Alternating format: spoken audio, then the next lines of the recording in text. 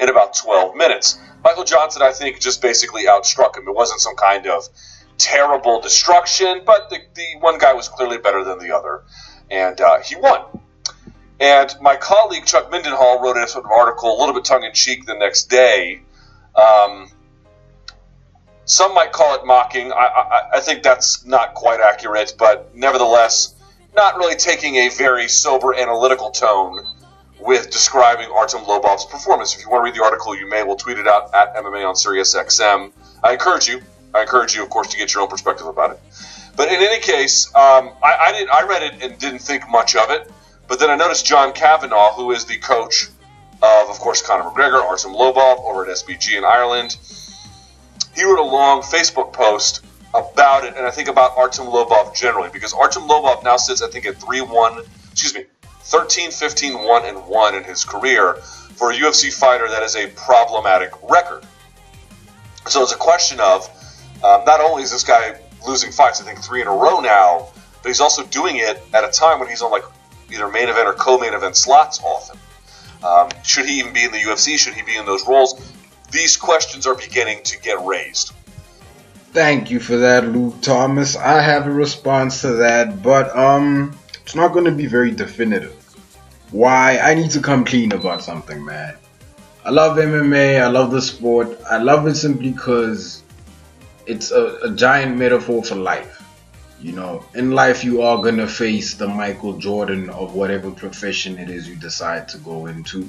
You are going to face somebody who is a specialist in something that you can't even, no matter how much time you start spending on that, you won't cover that gap. You feel me? So, in that sense, I want to make a statement. When I tune into an MMA fight and all I see is measures of boxing, I get really mad. Why? If I wanted to watch boxing, I would have clicked on a boxing match. I don't want to see that in MMA, right?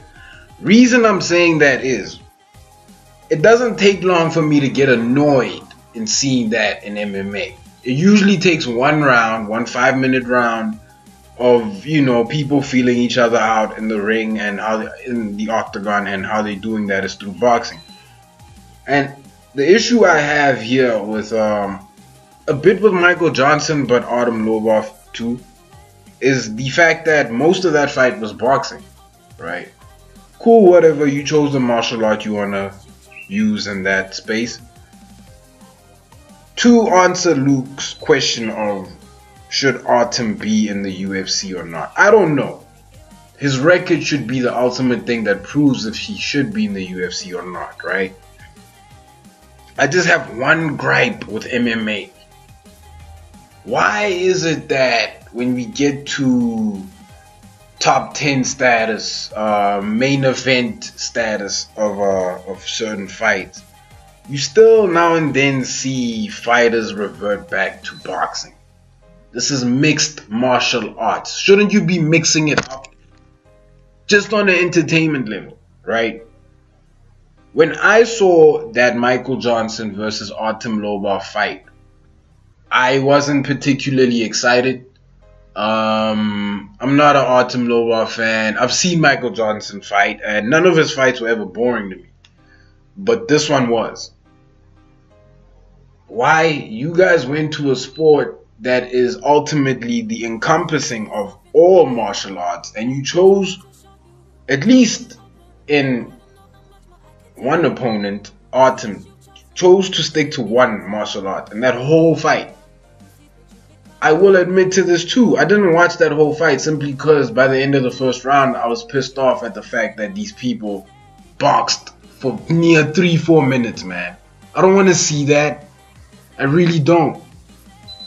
Let me know what you guys think. Like, comment, subscribe, and I am out.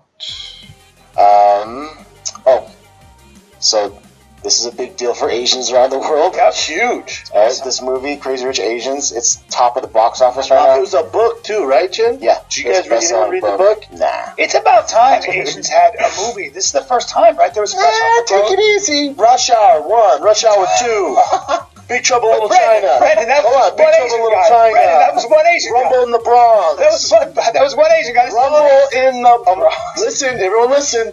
Rumble in the Bronx. Brandon. Godzilla. One, Brandon. two. Brandon, these are. I understand, but that was just some Asian actor. Enter the Dragon. Brandon, okay, but that was a long time ago. That was all karate. This is about The Last Samurai. no karate in this Tom movie. Cruise in The Last There are Samurai. no swords or karate. This is like human beings having like relationships. Disney's Mulan.